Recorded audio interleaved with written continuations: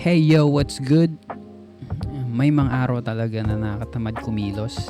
Pero kailangan mong may gawin. Hindi naman pwedeng araw-araw wala kang nagagawa para sa sarili mo, di ba? Kasi sa totoo lang, walang shortcut sa success.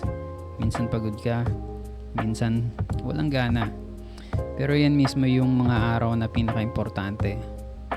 Kasi pag pinili mong kumilos kahit ayaw mo, doon ka nagiging matatag.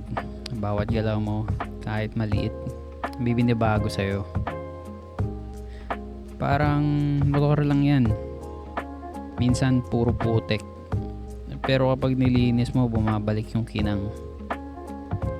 Ganun din sa buhay. Minsan magulo. Pero kung may disiplina ka, lilinaw din lahat. Kaya kahit walang nakakakita, tuloy lang. Kasi yung simpleng ginagawa mo ngayon, yan ang magdadala sa'yo sa susunod na level. Keep moving, keep grinding.